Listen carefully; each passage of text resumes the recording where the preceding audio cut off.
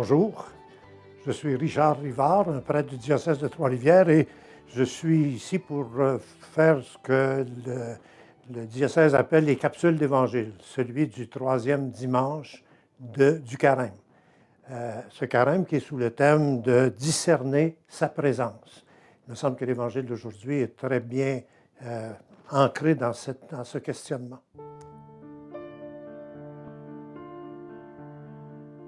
Comme la Pâque juive était proche, Jésus monta à Jérusalem. Dans le temple, il trouva installés les marchands de bœufs, de brebis et de colombes, et les changeurs.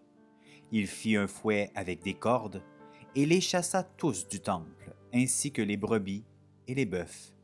Il jeta par terre la monnaie des changeurs, renversa leur comptoir, et dit aux marchands de colombes, « Enlevez cela d'ici. Cessez de faire de la maison de mon Père une maison de commerce. » Ses disciples se rappelèrent qu'il est écrit « L'amour de ta maison fera mon tourment. » Des Juifs l'interpellèrent. « Quel signe peux-tu nous donner pour agir ainsi? » Jésus leur répondit « Détruisez ce sanctuaire, et en 3 jours je le relèverai. » Les Juifs lui répliquèrent « Il a fallu 46 ans pour bâtir ce sanctuaire, et toi, en 3 jours, tu le relèverais? » Mais lui parlait du sanctuaire de son corps. Aussi, quand il se réveilla d'entre les morts, ses disciples se rappelèrent qu'il avait dit cela. Ils crurent à l'Écriture et à la parole que Jésus avait dite. Pendant qu'il était à Jérusalem pour la fête de la Pâque, beaucoup crurent en son nom, à la vue des signes qu'il accomplissait. Jésus, lui, ne se fiait pas à eux, parce qu'il les connaissait tous, et n'avait besoin d'aucun témoignage sur l'homme. Lui-même, en effet, connaissait ce qu'il y a dans l'homme.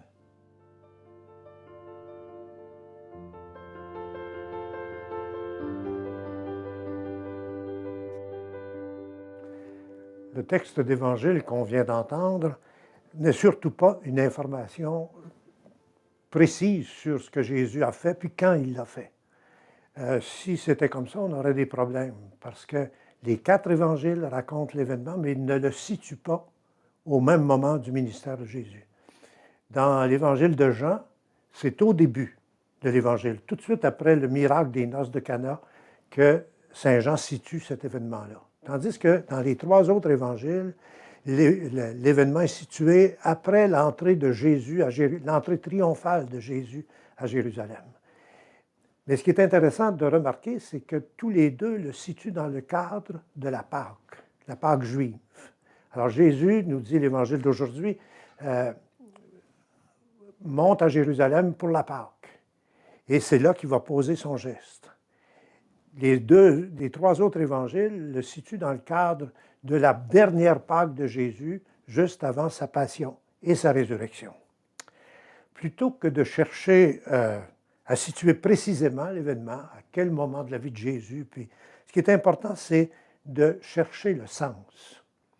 Le sens qu'il avait quand l'écrivain Saint Jean a écrit, mais le sens qu'il a aussi pour nous en ce 2e carême de confinement.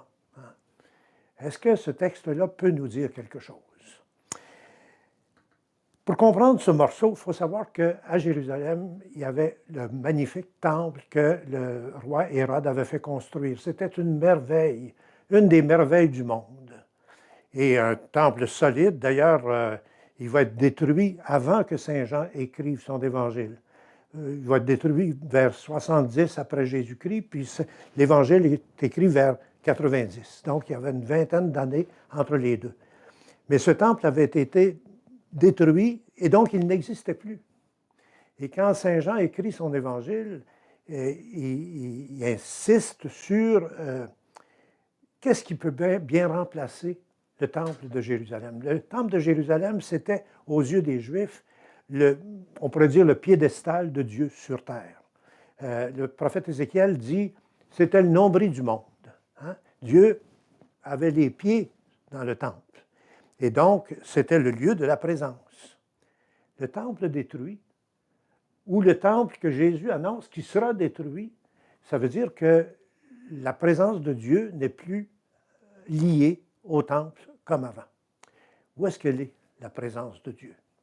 Et c'est là que Jésus, très habilement, puis heureusement que Saint Jean nous avertit, parce qu'on n'aurait peut-être pas compris, nous autres non plus. Saint Jean dit, les Juifs demandent à Jésus, quel signe vas-tu nous donner pour autoriser ce que tu fais là? Il vient de bouleverser tout le centre du culte de Jérusalem et du monde juif.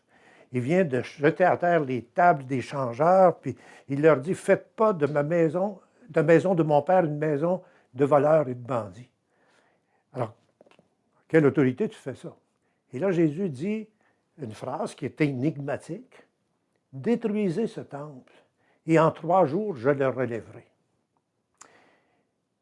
Saint Jean nous prévient que le sens de ça, c'est il parlait du temple de son corps. Et je reviens à ce que j'ai dit tantôt, c'est dans le contexte de la Pâque juive qui rappelait le salut des Juifs. Hein. La sortie d'Égypte, la sortie du monde de l'esclavage était reliée à la fête de Pâques. Alors, Jésus dit, détruisez ce temple, et là, Saint Jean dit, il parlait du temple de son corps. On n'aurait pas compris, nous autres non plus peut-être. Et détruisez ce temple, ça veut dire, mettez-le à mort. Et le 3e jour, il ressuscitera. Maintenant, le lieu de la présence de Dieu dans le monde, ce n'est plus le temple de Jérusalem, c'est Jésus, ressuscité, vivant, et vivant dans son corps de ressuscité. On est habitué peut-être de penser, et ce serait intéressant d'y penser, le corps de Jésus, Saint Paul nous a aidés à aller plus loin. Hein. Le corps de Jésus ressuscité, on va dire d'abord, c'est le corps mystique, donc les croyants, mais on pourrait dire, je pense sans exagérer, le corps du Christ ressuscité, c'est l'humanité. C'est l'humanité, et Jésus est présent dans l'humanité d'une façon toute particulière. C'est le lieu par excellence de la présence de Jésus. Jésus, dans l'évangile qu'on a lu, ne méprise pas le temple. Hein. Il dit, si vous avez un temple, là, bien, c'est le Dieu c'est la maison de Dieu, et il faut le considérer comme la maison de Dieu. Mais ce n'est pas ça qui est principal. C'est beaucoup plus la relation avec Dieu qui est première et qui est importante. Alors, Saint Paul, lui, nous aide à... il dit... d'abord, il nous compare il compare l'humanité, on ne va pas dire les croyants, mais l'humanité à un temple dont chacun est une pierre. Alors, le temple, c'est Jésus ressuscité, mais présent en chacun et chacune de nous. Puis la même chose avec la comparaison du corps que saint Paul utilise. Hein. Il montre que dans le Christ ressuscité, il y a plusieurs organes. Et chacun et chacune est un organe dans ce corps du Christ ressuscité. Trouvez-vous que ça peut avoir de l'importance par les temps qui courent? Hein?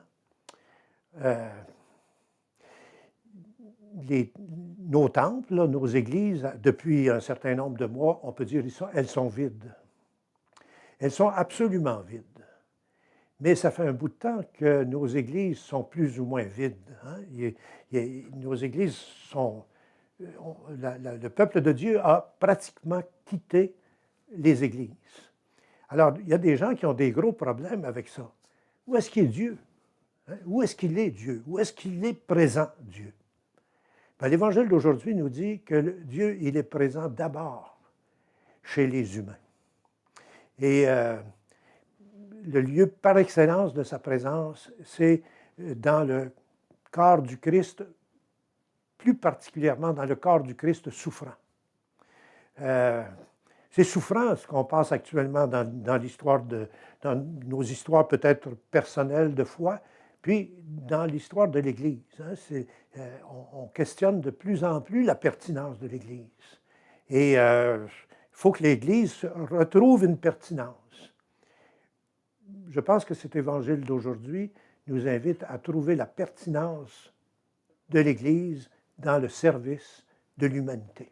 Hein, c'est ça. Puis moi, depuis le début de la pandémie, j'ai été frappé de voir comment le Christ est présent de toutes sortes de manières dans le dévouement des personnes, particulièrement des personnes qui sont dans le monde de la santé, mais aussi toutes ces personnes qui se préoccupent des gens affectés par la pandémie. Même dans les épiceries, hein, il y a des gens qui sont là, puis avec leur sourire, qui nous reçoivent au comptoir.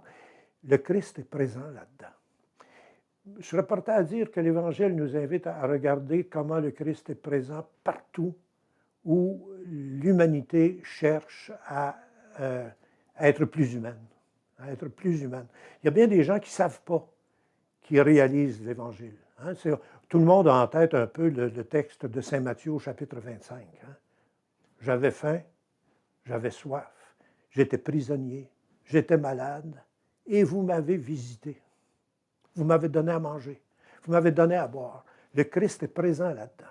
Et peut-être que la conversion qu'on a à faire, c'est d'essayer d'annoncer l'Évangile dans ces gestes-là, dans ce qui se vit vraiment dans notre humanité souffrante. Hein. Il y a des gens en quantité qui vivent la solitude, l'isolement, qui sont malades dans les hôpitaux, des gens dont peut-être une intervention chirurgicale est retardée, on ne sait pas jusqu'à quand, qui se sentent en danger. Le Christ est présent là-dedans. Et nous avons à le redécouvrir. Dans un des derniers infoflash, j'ai été frappé par un souhait de carême qu'on disait là-dedans.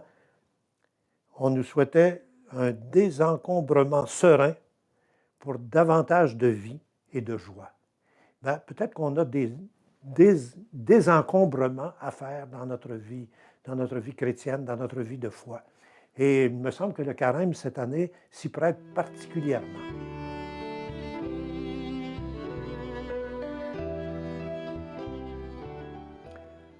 À la suite de l'Évangile et du commentaire qu'on vient d'entendre, on pourra peut-être se poser la question, qu'est-ce que je dois changer dans mon regard de foi?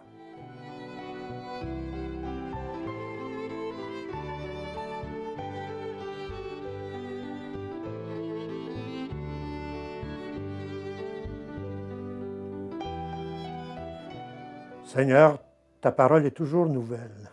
Elle nous accompagne dans les bouleversements de nos vies et dans les soubresauts que vit notre Église au cœur d'un monde blessé. Fais que notre regard se pose là où tu veux nous rencontrer. Établis en nous la conviction profonde de ta présence constante et aimante au milieu des baptisés et dans notre monde. Que nous sachions te reconnaître là où des humains, souvent sans te connaître, posent des gestes qui soulagent les misères ou cherchent plus de justice. À te reconnaître là où des gens souffrent, dans l'épreuve, de la maladie, de la solitude ou de l'abandon. Tu as voulu que ton temple soit avant tout là où tu es vivant avec nous pour les siècles des siècles.